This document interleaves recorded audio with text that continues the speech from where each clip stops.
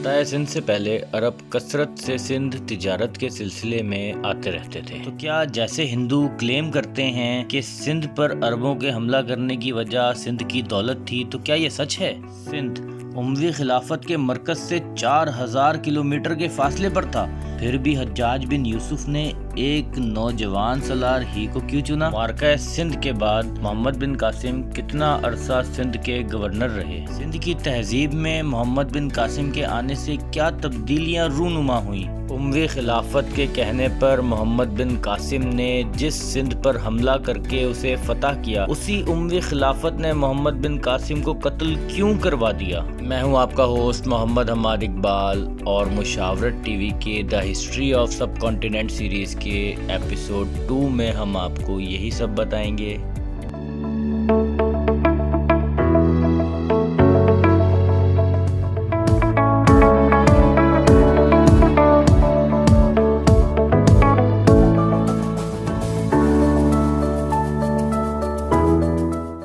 My dear friends, 700 AD سے لے کر 800 AD تک کا وقت بہت اہم سمجھا جاتا ہے عرب خطے کے لیے، کیونکہ یہ وہ وقت تھا جس وقت بنو امیہ کی خلافت ایک سپر پاور کا درجہ اختیار کر چکی تھی۔ اس کی سرحدیں دمشق سے لے کر پاکستان کے صوبے بلوچستان کے شہر مکران تک پھیلی ہوئی تھی۔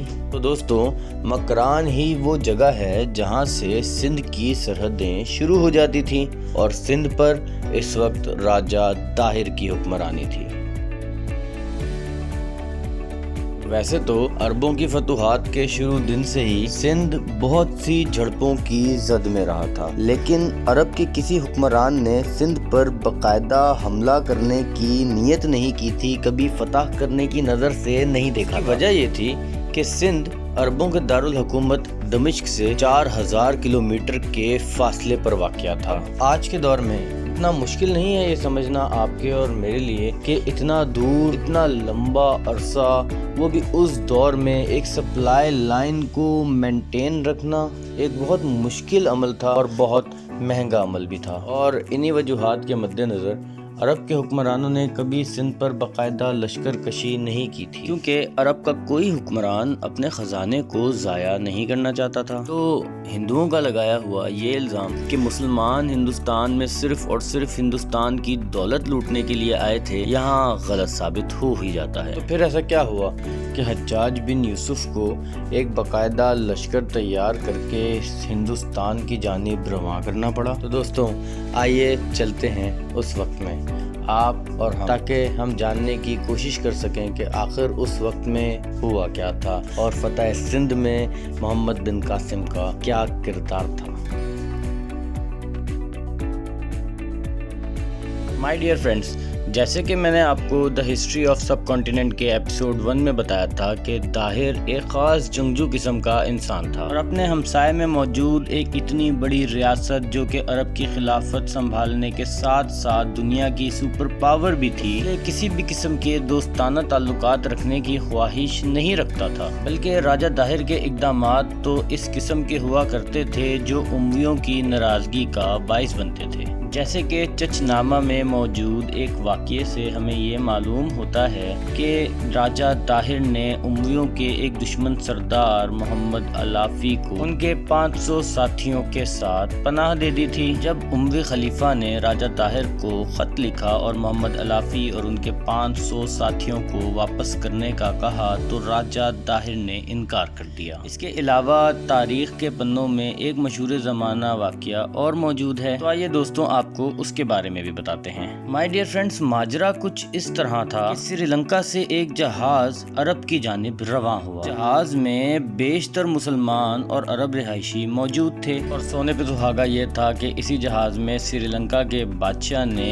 اموی خلیفہ کے لیے تحائف بھی بھیجے تھے۔ اب دوستوں، سری لنکا سے عرب جاتے ہوئے راستے میں سندھ پڑتا تھا اور سندھ کی بندرگاہ دیبل پڑتی تھی۔ اپنی اسکرین پر موجود اس نقشے میں آپ دیبل کو دیکھ سکتے ہیں۔ جہاز کے دیبل پہنچنے پر کچھ بحری قزاقوں نے اس جہاز کو لوٹ لیا۔ جہاز میں موجود خواتین کو ان ڈاکوؤں نے قیدی بنا لیا۔ میرے پیارے دوستوں، ان قید ہونے والی خواتین میں ایک خاتون کا تعلق قبیلہ بنو عزیر سے تھا۔ انہوں نے کسی طرح حجاج بن یوسف کو اپنا خط پہنچا دیا تھا جس خط کے اندر انہوں نے حجاج بن یوسف سے مدد کی درخواست کی تھی۔ مائی ڈیئر فرینڈز، حجاج بن یوسف عراق کا گورنر تھا اور مکران تک کی سرحدیں اسی کے دائرہ کار میں آتی تھیں۔ حجاج بن یوسف کافی مہم جو قسم کا انسان تھا۔ اسے نئی سے نئی زمینوں کو فتح کر کے اپنی سلطنت میں شامل کر لینے کا ایک جنون سا تھا۔ دوستوں، جب حجاج بن یوسف کو اس عورت کا پیغام ملا تو اس نے فوری طور پر راجہ داہر کو ایک خط لکھ ڈالا۔ اس خط کے اندر حجاج بن یوسف نے راجہ داہر سے اپنے جہاز کی بازیابی کی درخواست کی تھی، مگر دوستوں حجاج بن یوسف کے اس خط کے جواب میں راجہ داہر کا جواب کچھ مایوس کن سا تھا۔ راجہ داہر کے جواب میں کچھ بے بسی سی شامل تھی۔ راجہ داہر نے جواب دیا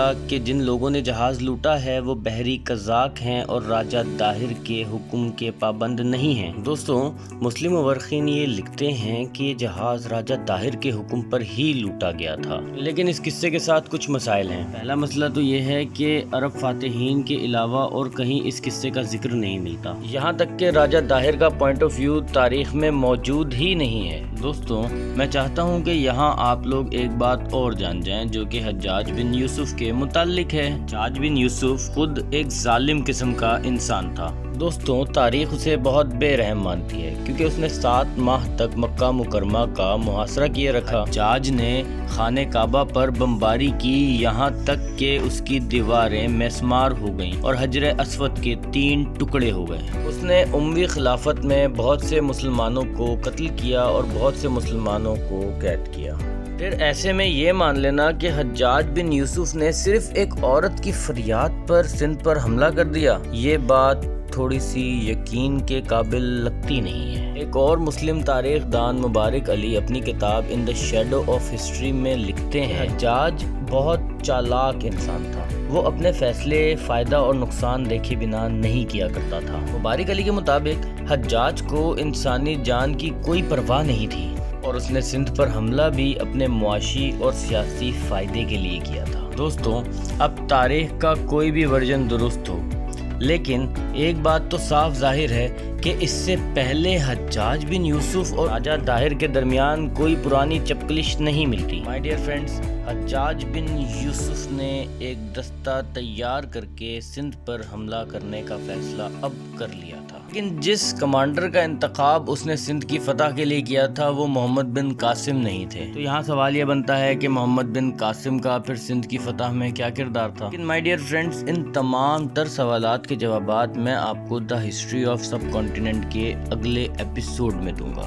آج کی ویڈیو بس یہیں تک تھی۔ میں امید کرتا ہوں آپ کو ویڈیو پسند آئی ہوگی۔ اگر پسند آئی ہے تو اسے لائک کر دیں، اپنے دوستوں کے ساتھ شیئر کریں۔ میں آپ کے کمنٹس کا منتظر رہتا ہوں کیونکہ مجھے ان سے پتہ چلتا ہے کہ آپ کو میری ویڈیوز کیسی لگ رہی ہیں۔ چینل پر نئے آنے والے دوست جلدی سے چینل کو سبسکرائب کر لیں، ساتھ لگے بیل آئیکن کو پریس کر دیں تاکہ میری تمام تر نئی آنے والی ویڈیوز کا نوٹیفیکیشن آپ کو بر وقت مل سکے۔ میں آپ سے ملوں گا اگلی ویڈیو میں، تب تک کے لیے اپنا بہت خیال رکھیے گا۔ فی امان اللہ، اللہ حافظ۔ پاکستان زندہ باد۔